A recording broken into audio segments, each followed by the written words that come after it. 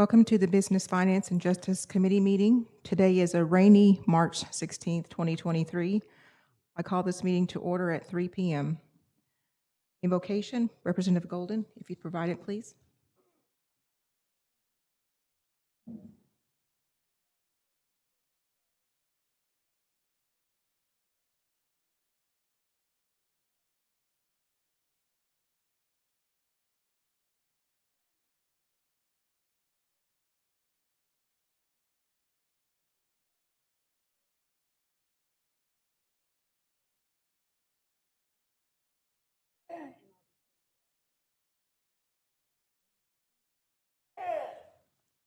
Thank you, Representative Golden.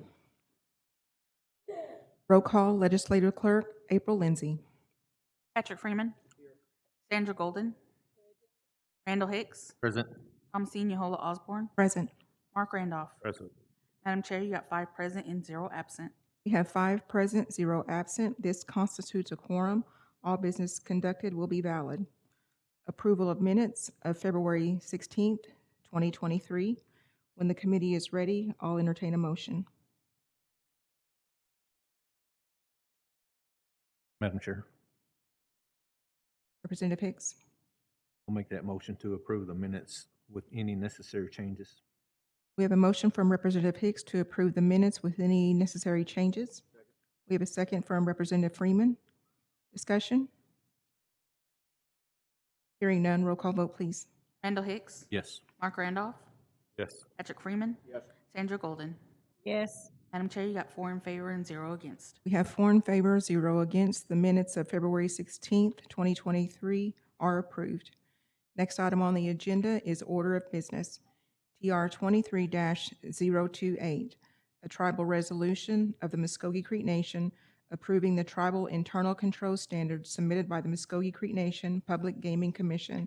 Sponsor, Representative Randall Hicks. Madam Chair, motion do pass. We have a motion for due pass from Representative Hicks. We have a second from Representative Freeman. Discussion, Representative Hicks. Thank you, Madam Chair. At this time, I'd like to give Office of Public Gaming, Jackie Gibson, a few minutes to discuss the legislation. Good afternoon, Ms. Gibson.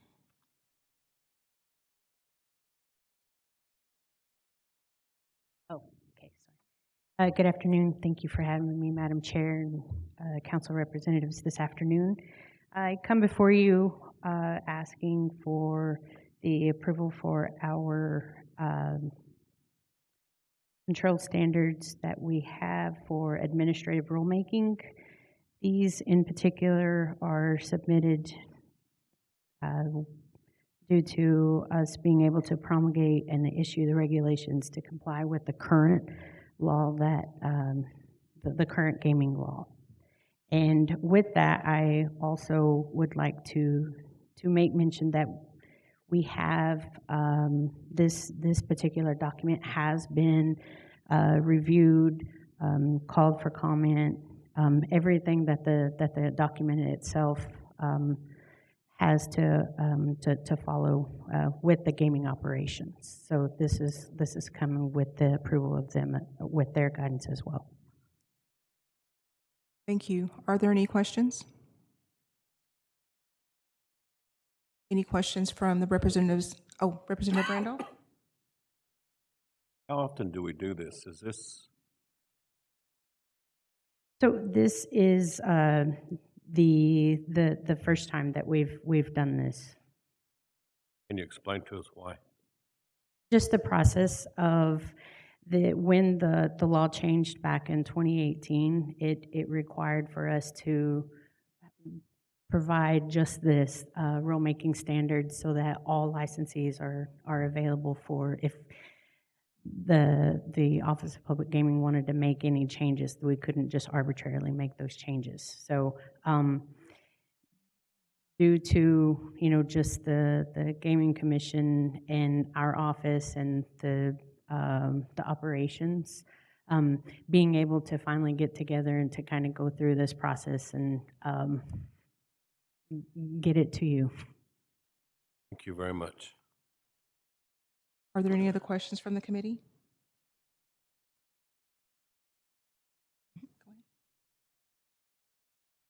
Mr. Hoskins, could you give us your opinion on this?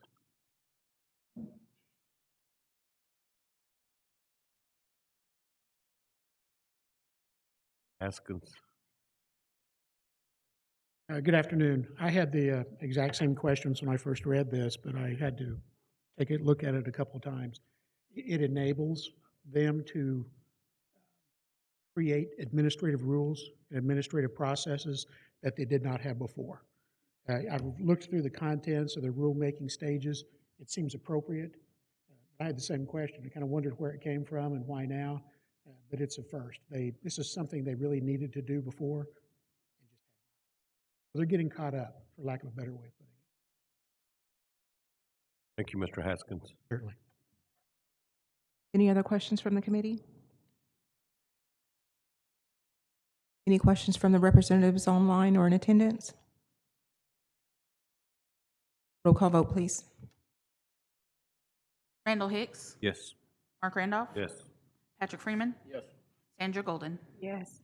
Madam Chair, you got 4 in favor and 0 against. We have 4 in favor, 0 against. TR 23-028 passes.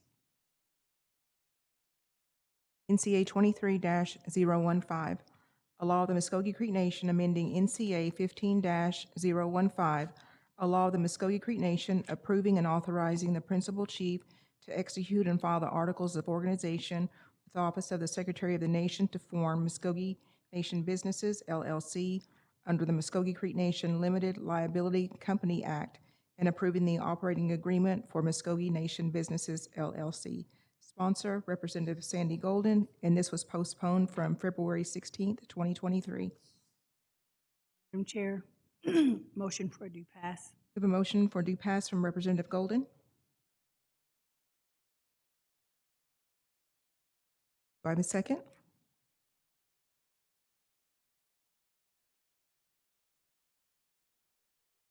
We have a second from Representative Randolph.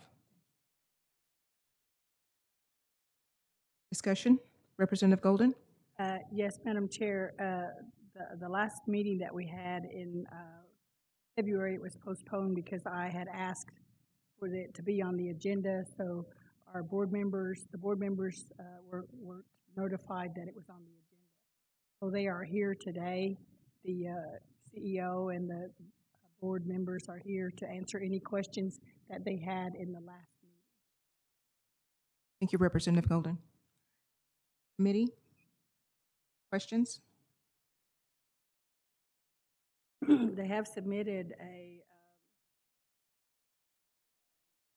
document with information regarding pluses that they have made in the past 10 years.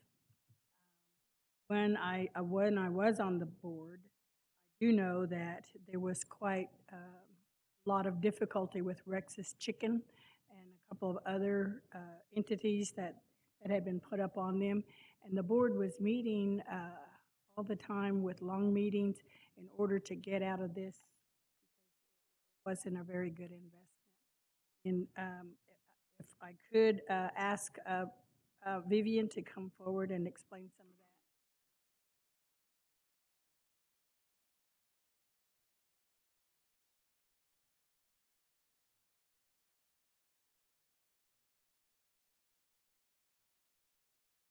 Thank you, Ms. Golden.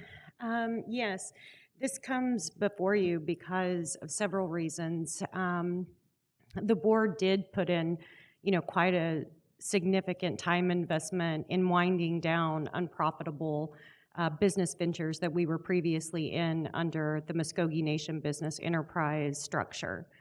Not only for that, lengthy meetings, there were sometimes the board would meet, we would start at 5 p.m. and not get out of there until 10 or 11, which I'm sure, any board position knows the dedication of the time involved. But we were able to negotiate that even with contractual obligations to the nation and to Muskogee Nation Business Enterprise without any liability or any risk, and felt that that was a success in itself. We have closed those operations and completely dissolved Muskogee Nation Business Enterprise, which you all did in September. Truly, the reason that this comes in this modification is because the stipend is in that operating agreement. As the new structure is a holding company structure, there is a considerable amount of personal obligation that the board members have. And the way MMBE was structured is as one company. But this, in this holding company structure with several subsidiaries in its holdings, every time that we qualify a company as an 8A participant or as a hub zone, and whether they are involved with the classified management of these contracts, the board is required to submit their personal, criminal, and financial histories on behalf of each one of these companies. We all know that there have been significant data breaches in government systems. So the way the certification process works now is I invite them as a contributor because of their board positions, and they receive a link. So they're having to complete this on their own personal time and also report their financial, criminal, everything that they're subject to within those certification processes. And that's for each company. So they are not compensated for the time and the investment to the companies that they're doing. Those aren't duly called meetings, but in order for us to obtain those certifications, they're required to do so. So that's why this came before you. We did originally, request the same amount that they were receiving. It was $400 for the MMBE board and Muskogee Nation Businesses LLC. That's why the request came at the $800, but I don't want to speak for them. They are here, but I know that they would certainly be open to anything that you would propose that you feel like would be an equitable adjustment for their time. Right now, we currently have Muskogee Staffing Solutions, Muskogee Aurora JV, LLC, the joint venture, and right now we have Muskogee Asset Protection. Its application is in the screening process and pending for 8A certification. So each one of those times, they've had to go in and submit their personal information and have a duty to also, if something happens, whether that be criminal or financial, personal bankruptcy, you name it, they have to report that information. Then it goes back to the SBA and the Defense Security Service. So that's the reason it came before you, and just felt that that was a reasonable request. So Vivian, this request came actually from the board, and they voted on it, and they came up with the 800. Yes, they did. So could the chairperson introduce the board members and let him speak for the board? Absolutely. Thank you.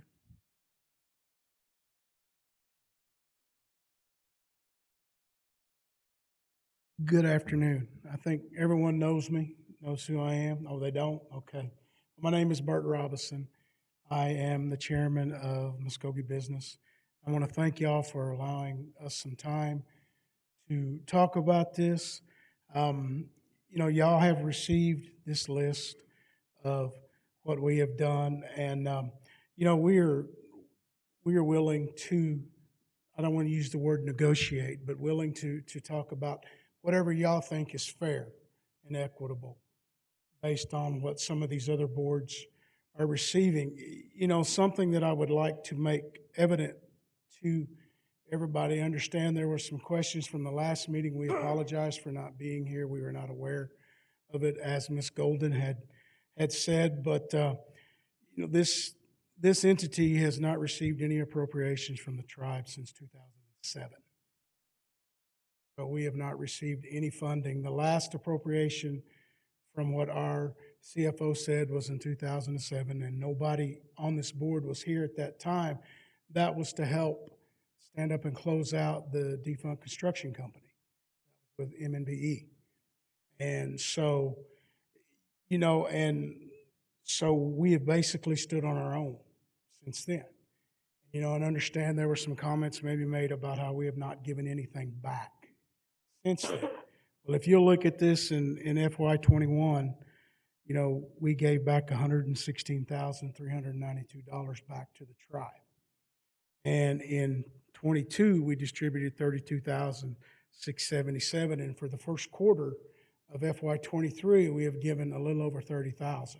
And our intent as a board is to give a minimum of $120,000 back per year. If we are able to give more than that, based on what our profits are, we will definitely give more back than that amount there. You know, to me, what this is also kind of a form of diversification. Okay, us being able to give back to the nation, and so, like I said, you know, we're willing to listen and to take whatever you think our stipends are worthy of. Any questions of me? Are there any questions for Mr. Robinson? Representative Hicks? I don't know if it's actually a question, but I'll make a comment. Well, I do have a few questions. 5 board members, correct? Yes, sir. We only have 4 right now. The chief has not appointed another board member yet. So How many times do y'all meet a month? we have 1 scheduled meeting a month unless we have other business that we need to conduct that requires a special board meeting. Well, generally just one meeting a month. Yes, sir. Generally, just 1 meeting a month. Any special meetings? Do y'all have them very often, or? Not very often, sir. And I think Ms. McCutcheon reports the meetings that we do have at our quarterly report. But when you took this board position, was it not mentioned the applications that you may have to apply? Is that not like a board function? It is a board function, but at the time, there were two boards at that time. So how are we trying to justify, if it's a board function, how are we trying to justify as an extra duty or personal time when taking this position, knowing it's a board function? I think it's the fact that now that MNBE was its separate entity, we didn't have those type of requirements. It was one company that we oversaw. With M&B, it is separate companies. Every time we stand up a new 8A, it is a separate company under the LLC. It's not just one. So, you know, I have to submit all my personal finance information. I have to answer various questions based on that dig into my personal life, that dig into my personal information. And I really know of no other board within the Muskogee Nation where that is something that they have to do. Appreciate your comment. You mentioned the $32,000 that was distributed back in 2022. Mm-hmm. Calculating, throwing some numbers out there. If this gets approved, you're looking at $48,000 just for stipends. That exceeds the amount that was distributed back to the tribe. And I understand what you're saying, and putting it back on us saying, well, it's up to you, what are we worth? I don't think that's a fair question, because there's all these instruments that takes into play. I mean, you're sharing your personal information. I agree. I mean, that's something, but and I was asking some other peers, how do you determine the value of these boards? And it's hard. I appreciate the comment for the $800. I know where it came from now, because that was one of my questions. Where did we get $800? And then, like I said, we're willing to, we're willing to come down off of that. And that's the thing, Mr. Robertson. I appreciate that, but it's like, to where, to what amount? How do we come to an amount? And that's what's difficult on my end, because I understand. I'm just going to be honest with you. I appreciate everything you guys do, but Muskogee businesses, to me, if it's a business, it should be some money coming back to the tribe. That's one of the questions I asked was, what's the sole purpose of your businesses? Is it to employ Muskogee Creek citizens? Is it to generate revenue back to the tribe? Both. Both? Both. So you have listed 266 employees. How many are Muskogee Creek citizens? Can I defer to Ms. McCutcheon on that?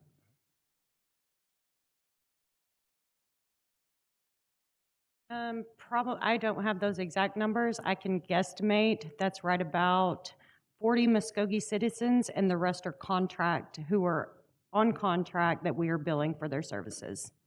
Or are your contracts Native American? No, they're U.S. federal government contracts. So out of the 266 that's presented, only 40 are Muskogee Creek or Native American. We have both a commercial and a federal division of our staffing services. So where we would normally find the majority of our citizens would hit our commercial marketplace. That's on this local level. So anywhere we can place a Muskogee citizen with the clients that we have in the commercial market, we do so. Okay. And that number fluctuates, Mr. Hicks. For instance, when we staffed Vapotherm in New Hampshire, that was our primary focus, is the Muskogee citizens who went there and were able to make an impact at that time. So based on what clientele that we have, that number can fluctuate during the period of those contracts. Okay. Madam Chair, I'll stop right now if any others have questions. If not, then I'll. Committee, are there any other questions? Representative Golden? Yes, thank you, Madam Chair. I remember when I first, this was a couple of years ago on the board, the stipend was $400. That's what it still is, correct? Mhm. And you're wanting to increase it. And one of the questions in the last meeting was, why do you guys want to have more money than gaming? Because gaming brings in more money. I'm not sure, but I think their stipend is $750. Yes, ma'am. So you're saying you're willing to decrease it commensurate with other boards? Yes, we are. So if we recommended that we reduce it to $750, you guys would still be okay with that? Yes, ma'am.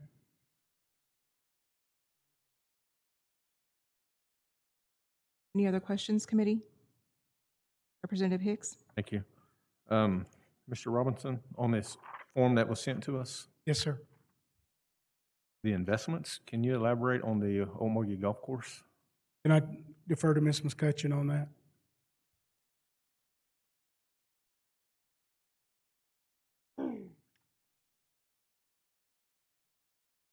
Yes, you were provided a list of investments of funds that were used from Muskogee Nation Business Enterprise. The very first one listed, Mulgi Golf Course, is a little over $1 million there. What that is when the Muskogee Creek Nation acquired that purchase and it was placed under our operations, those are direct funds that were used, that no funds were appropriated. I believe what was appropriated with that acquisition was $200,000. So everything else that went toward the time frame that we managed that property, kept it up, opened Stone Blade Restaurant, was this full investment of over $1 million.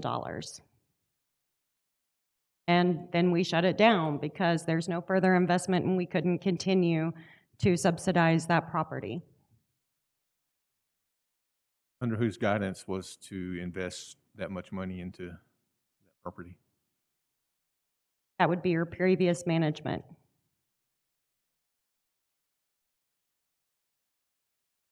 Okay. I think I'm good for now, Chair. Any other questions from the committee?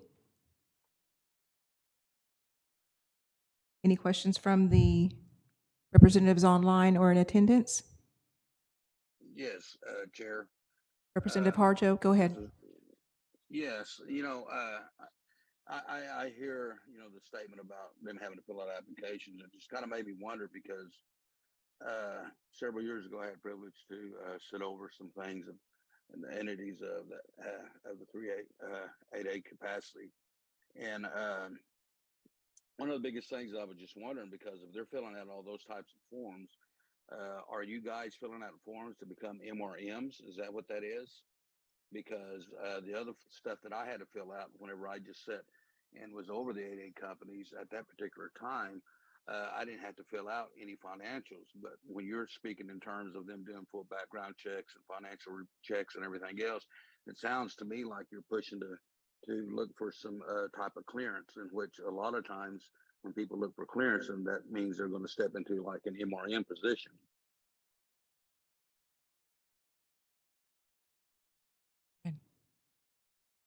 Mr. Harjo, MRM acronym stands for? It's like being a manager or somebody sitting over top of a particular entity or other enterprises that may be coming up. And because I was just kind of wondering, because unless it's just changed in the last 4 or 5 years, that's to that particular level. The people that I know of that filled out those types of forms were people who were actually stepping into management or seeking clearance for certain things. And as far as the board members were concerned, that we had on another position I held previously, they didn't have to fill out those types of forms. We just had to send information in that came from the council, and information that just confirmed, that their seats were what they were. And then from that, from that standpoint, that's all we had to do. And so we were allowed to look into all the things that was necessary for us to see on the 8As. But for other people who were having to have the background check done, having their finances looked at, and all these different things, that was because they was going to hold position and be paid further down the line somewhere because they were getting clearance of some type. No, the United States Small Business Administration requires, regardless of who owns the company, even as a tribally owned company, that each board member submit their personal information. We do have subsidiaries that do have a facility clearance, and those companies do have to, in order for the facility clearance to be held, individuals of the board must also meet that requirement. So those subsidiaries are subject and do have to have a clearance as board members. Okay, I was just curious to that effect, because I know there's some stuff that, like I said previously, because I know we were still dealing with the federal government themselves too, off of the 8A, and there was a lot of things that is being said that I was just really uncertain of, because I don't really remember filling out things to that particular nature as far as my finances and all this stuff. But that was simply a board activity that took place when all these things happened. And I have to agree with some of the statements that were made, because we have the casinos that are actually providing actually all the monies that we really receive as far as considered tribal revenue. And 100,000 here or 32,000 there, that's not really a considerable amount. And if the tribe hasn't given anything since 2007, I guess there again, I have to also ask the questions as to why, we're not, dealing with places around here to get, I can't even think of the proper term for it. Oh, it's a hub zone is what it's considered, and why we haven't considered even using the hub zone and retrieving monies from that to start things up that would help put more people to work that exists within our tribe. We are Hub Zone certified. We use every minority contracting activity and our status for those certifications. So we do meet all of those. In the past 20 years, I have submitted 4 different 8A applications, all successfully being received on behalf of the nation. I can submit a copy of those to you. You can see the requirements that are listed in there. That's all that I can provide on that. Yeah, well, yeah, and I understand that. I mean, I understand, you got to meet the requirements first, and that's with anything that you do in federal contracting. But I guess my question is, I don't know what's out there anymore per se, but I do know that there used to be several contracts that, there was a lot of contracts that were left untouched, that even though they may be very small in the amount of monies they bring in, but at least one thing, they can put people to work. Representative Harjo, any more questions? I have no more. Thank you. Representative Hicks? Thank you, Madam Chair. I just want to clarify the comments that were at the last meeting about comparing to our gaming. I wasn't really comparing, but when I hear businesses, you think money back to the tribe, or that's what I think, and that's where that came about. Our M&GE board, they do have to fill out an application. They get approved, OSBI check, they get fingerprinted, they do all that. Doesn't sound like everything you guys go through, but they do go through some formality to be on the board. They do oversee 10 or 11 casinos, and they have over 2,000 employees. So that's where some of that questions was coming about. It just wasn't, well, you're not producing money. It wasn't just that. It was all these other, wanted to clarify that you guys know where that comment was coming from. I think that's it for now, Madam Chair. Thank you, Representative Hicks. Representative Golden? I just wanted to reiterate that we had to change the operating agreement so that it could be increased. And there was a request for $800 for stipend. And I agree that $400 for each stipend is not enough for the caliber of people that we want on this board. I would like to maybe I just recommend or change the 800 to 750 because that's commensurate with the gaming stipend. And so instead of accepting the 800, we would approve it for 750 stipend. I don't know, I was looking in our operating agreement to see where all that is changed, but I can't find it except for it's in the request, the letter of request. So I just make the motion that we approve 750. We amend it to change it to 750 instead of the 800. We have a motion from Representative Golden to amend the amount from $800 to $750. Do I have a second?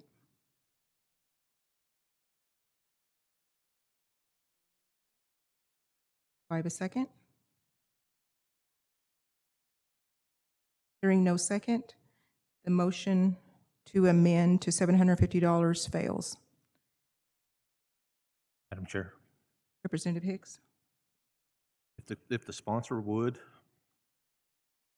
maybe postpone for one more month, would the board be okay?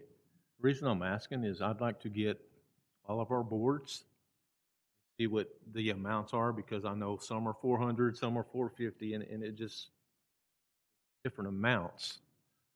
I tried to get them all today to compare, but I wasn't able to get them. So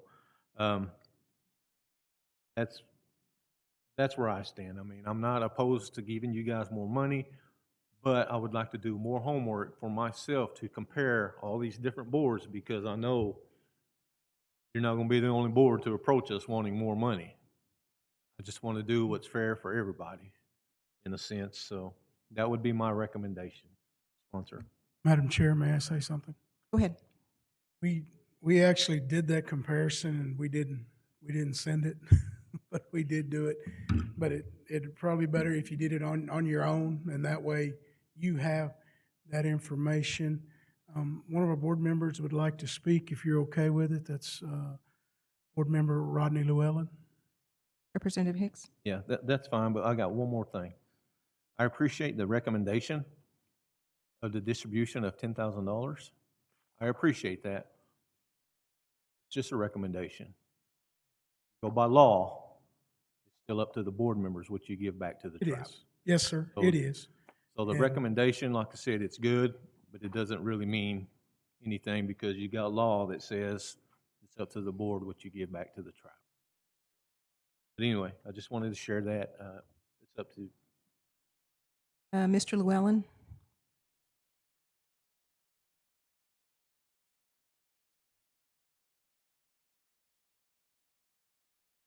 Thank you. I'm Rodney Llewellyn. I've been on the board for 5 years now.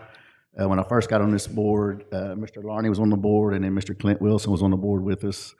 And we worked a lot of hours with both of these companies to make a lot of changes. And, you know, we got Vivian as our CEO, and she's made a lot of changes. And one of the biggest changes, we shut down M&BE. Realistically, when I got on the board, I didn't know why we were even a company, as much money as we were losing. And we've got things turned around. We shut down M&B because it was a nonprofit for us. And with that being said, you know, we did kind of, me and Mr. Larney and Mr. Wilson worked ourselves out of a stipend, but that's not what we're here for. We did recruit some really good board members, and Mr. Robertson and Mr. McIntosh. They have a lot of experience in this. I'm kind of a rebuttal type person, Councilman Hicks. When you say gaming hires 2,000 people, you asked our company how many natives are there. Well, there's a lot of non-natives working in the casinos as well. So we are a really good board. We do background checks. We got FBI information. What we're asking for is not unreasonable. I really got on this board to work hard and make a change for the better, and I believe we have. I was asking this raise on behalf of past performance, not how much we give back to the tribe. Was past performance on what we do. I was unaware of these companies giving money back to the tribe, and I think it's a great idea that we do give money back to the tribe. But we also give $1,000 to the Thanksgiving fund, $1,000 to the Christmas fund, platinum packages, which I think is $1,000 or $1,200 to the scholarships fund.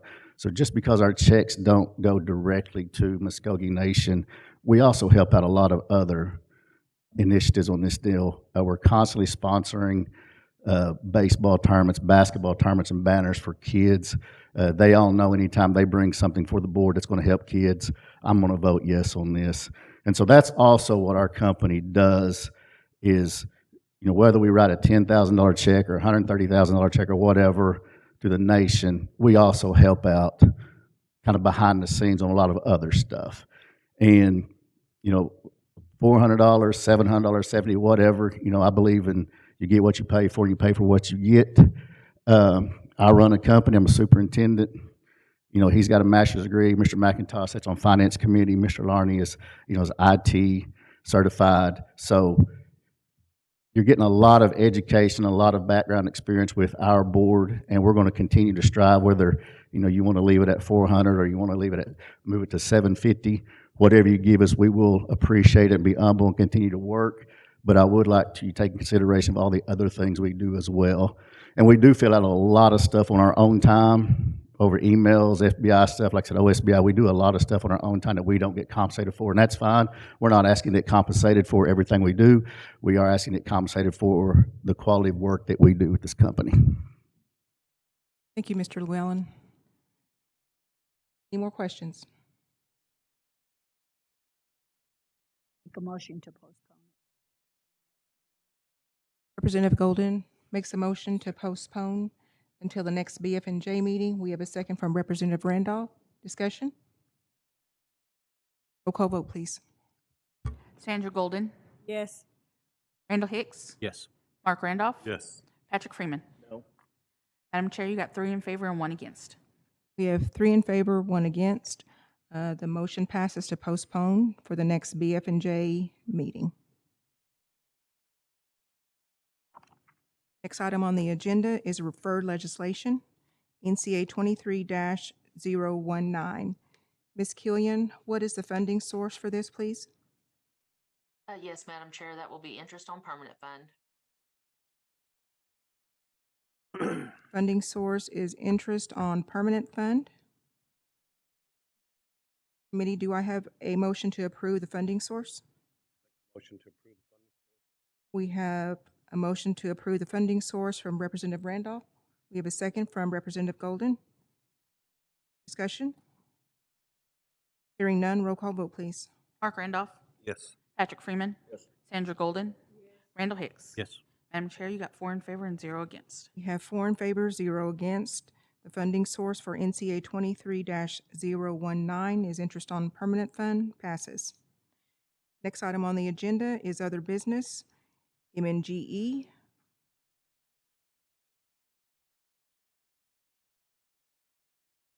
Madam Chair, Representative make, Hicks. make a motion go into executive session for the MNGE report. We have a motion from Representative Hicks to go into executive session. We have a second from Representative Freeman. Session. Roll call vote, please. Randall Hicks. Yes. Mark Randolph. Yes. Patrick Freeman. Sandra Golden. Madam Chair, you got 4 in favor and 0 against. Motion passes to go in executive session. Representative Hicks. Council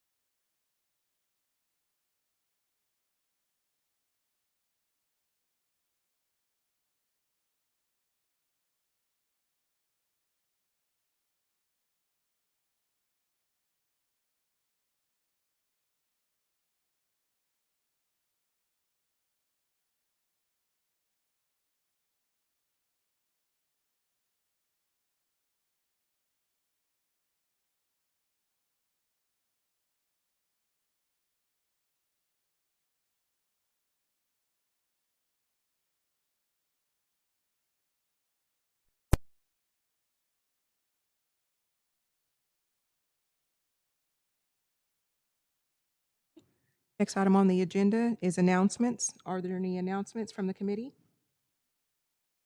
Any announcements from the representatives online or in attendance? Hearing none. Next item on the agenda is adjournment. Do I have a motion to adjourn? We have a motion to adjourn from Representative Freeman. We have a second from Representative Hicks. All in favor, say aye. All opposed, same sign. Representative Freeman, would you provide the benediction, please?